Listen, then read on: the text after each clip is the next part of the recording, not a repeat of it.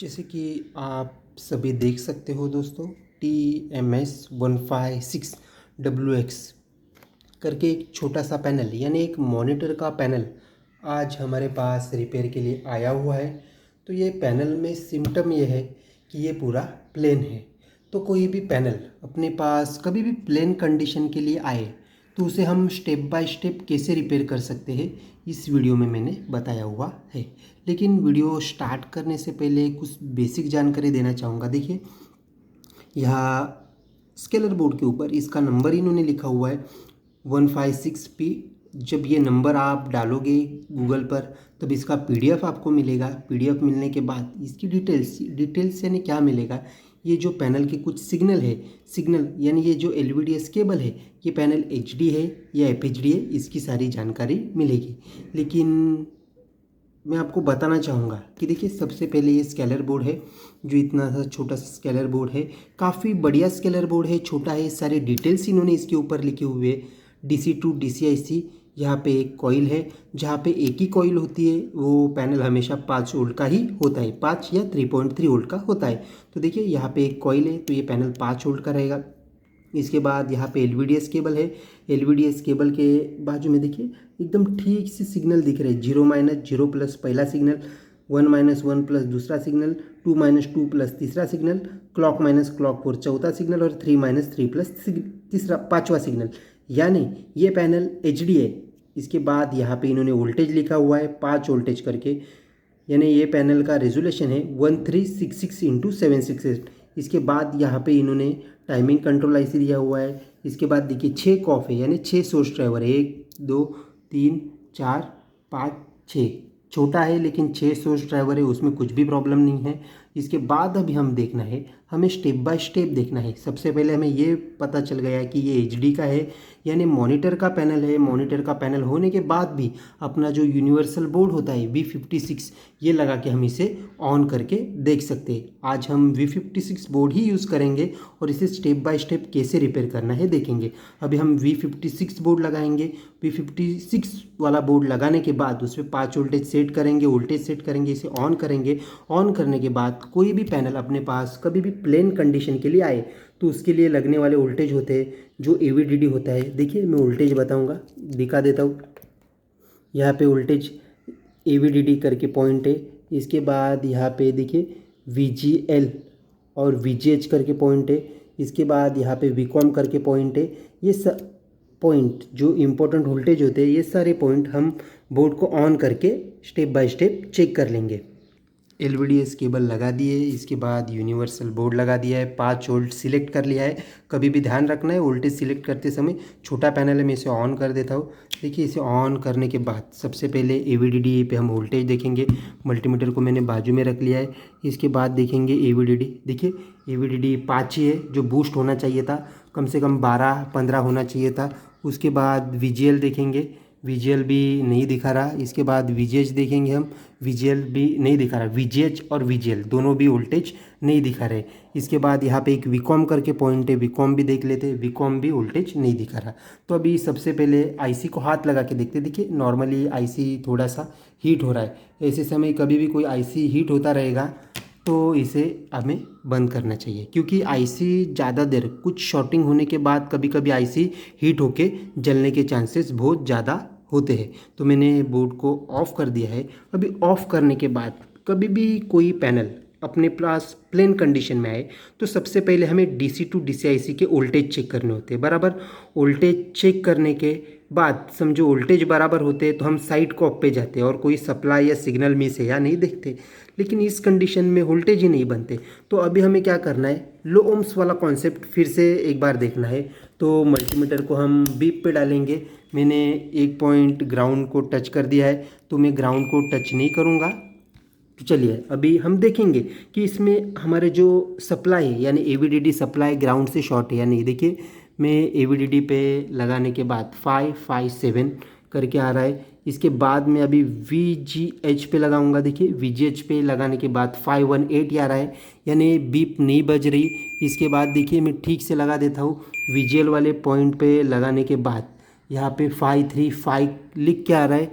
इसके बाद अपना VCOM सप्लाई था, VCOM पे लगाने के बाद देखूँगा वीकॉम पे टच करने के बाद 638 करके आ रहा, यानी अपना AVDD VGH VGL वीकॉम ये ग्राउंड से शॉर्ट नहीं है, यानी जो ये मेन सप्लाई है ये शॉर्ट नहीं है। तो अभी इसके बाद वाला कॉन्सेप्ट होता है कि देखिए कि कभी भी DC to DC IC voltage boost न करने के कई चांसेस हो सकते हैं। इसमें तो सबसे पहले कोई अपने जो सप्लाई है वो शॉर्ट हो सकते हैं, लेकिन इसमें कोई भी सप्लाई अपना शॉर्ट नहीं है। तो उसके बाद यह IC ख़राब हो सकता है, लेकिन इस कंडीशन में IC हीट हो रहा है, यानी कुछ तो शॉर्टिंग है, इसके लिए हीट हो रहा है। तीसरा कंडीशन ऐसा होता है कि आपका ये जो कॉफ है कौन सा भी, यानी साइड कॉफ और मेन कॉफ, सोर्स कॉफ, कोई भी जला हो सकता है, उसके लिए हीट हो सकता है। और एक लास्ट वाला कंडीशन रहता है कि जो ये कंपोनेंट्स होते हैं, यानी कंपोनेंट्स यानी क्या, ये देखिए ये 3 लेग्स वाले ट्रांजिस्टर होते हैं।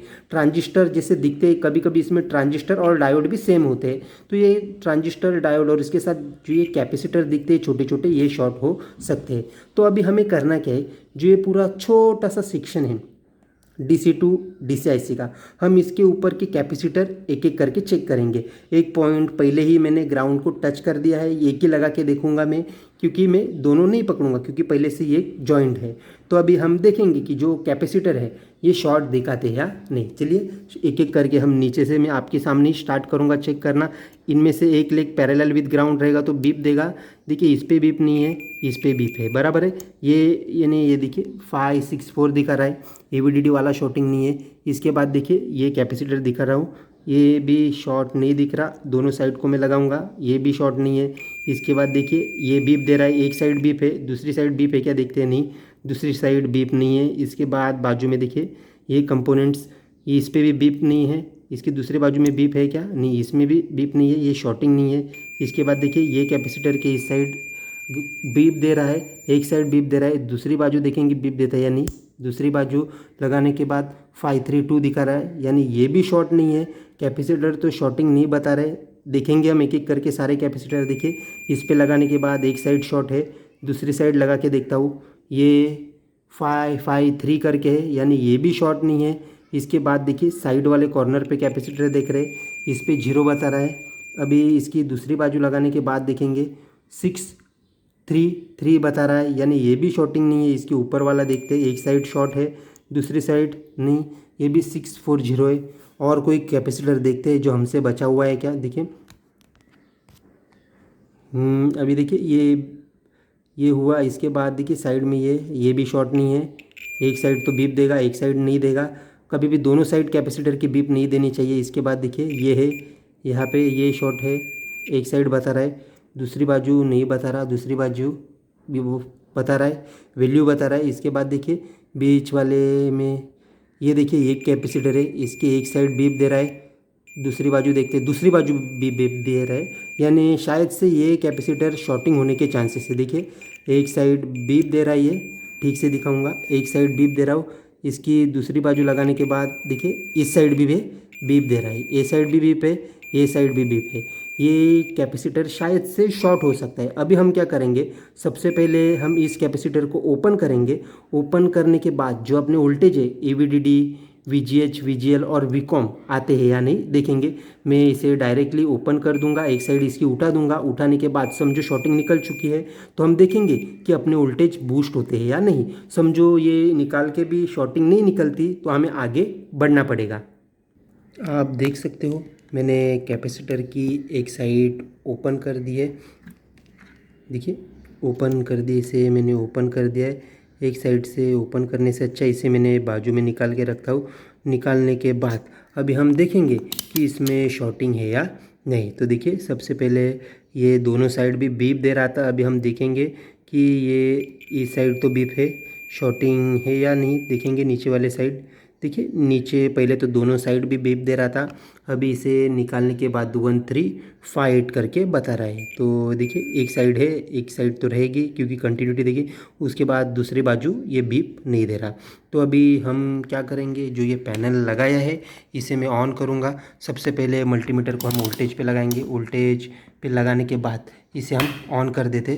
पैनल ऑन हो चुका है, हाँ देखिए ऑन हो चुका है। अभी सबसे पहले जो सप्लाई थे हमारे AVDD VGH VGL, इसे हम चेक करेंगे। सबसे पहले मैं AVDD पे लगा देता हूँ। देखिए AVDD हमारा नहीं बन रहा था तो अभी 13 बनने लगा है। तो इसके बाद 13 बनने के बाद अभी हम VGH VGL देखेंगे। देखिए VGH पे लगाने के बाद 19 बता रहा है, उसके बाजू में VGL रहेगा, तो ठीक से मैं VGL पे लगाऊंगा, एकदम ठीक से लगा देता हूँ। VGL पे लगाने के बाद -5 दिखा रहा है। इसके बाद VCOM करके एक सप्लाई था, VCOM भी देख लेते हैं। इधर ही था अपना VCOM, ये देखिए VCM करके था, V कॉमन यहाँ पे लगाने के बाद 5 वोल्ट है। यानी जो अपना ये जो कैपेसिटर निकाला छोटा, देखिए ये जो कैपेसिटर निकाला हमने, ये जो कैपेसिटर यहाँ पे मैंने निकाल के रखा है, देखिए ये शॉर्ट था। ये शॉर्ट होने की वजह से अपने वोल्टेज बैठ रहे थे। यहाँ पे देखेंगे कि ये कौन सा सप्लाई करके, देखिए ये ओवर वोल्ट बता रहा है, यानी ये VGH का शायद से सप्लाई हो सकता है। तो ये जो शॉर्टिंग जहाँ से निकाली हमने, यहाँ पे 24 वोल्ट बन रहा है, यानी अपना VGH का सप्लाई एक कैपेसिटर की वजह से शॉर्ट हो रहा था। इसकी वजह से यह IC हीट हो रही थी। देखिए डायरेक्टली ये पॉइंट ग्राउंड से शॉर्ट नहीं बता रहा था, लेकिन ये कैपेसिटर के ये डायोड के आगे कोई ट्रांजिस्टर के थ्रू ये सप्लाई यहाँ पे बाईपास होता रहेगा, इसके लिए वो शॉर्टिंग नहीं बता रहा था। लेकिन स्टेप बाय स्टेप एक एक कंपोनेंट्स चेक करने के बाद हमें ये शॉर्टिंग मिल गई। अभी सारे वोल्टेज हमारे बन रहे। अभी ये मॉनिटर के ऊपर वाला जो ये हिस्सा हम लगाएंगे और ये ऑन हुआ है नहीं देखेंगे। ये बोर्ड से भी बैकलाइट ऑन करने के बाद हमें पता चलेगा, लेकिन हम डायरेक्टली मॉनिटर का सर्किट लगा के सर्किट में फिट कर देने के बाद छोटा 15 इंच का डिस्प्ले, अभी मैं इसे ऑन कर देता हूँ। ऑन कर दिया, ऑन करने के बाद उठा देता हूँ। देखिए आप देख सकते हो यहाँ पे आ रहा है केबल नॉट कनेक्टेड, यानी अपना VGH का कैपेसिटर शॉर्ट होने के बाद अपना ये छोटा 15 इंच का डिस्प्ले शॉर्ट हो चुका था। ऐसे ही नए नए वीडियो हमारे चैनल पे मैं अपलोड करता रहता हूँ। यदि आप हमारे चैनल पे नए हो तो हमारे चैनल को पहले सब्सक्राइब कीजिए, लाइक कीजिए, और वीडियो अच्छा लगे तो आपके दोस्तों के साथ शेयर कीजिए।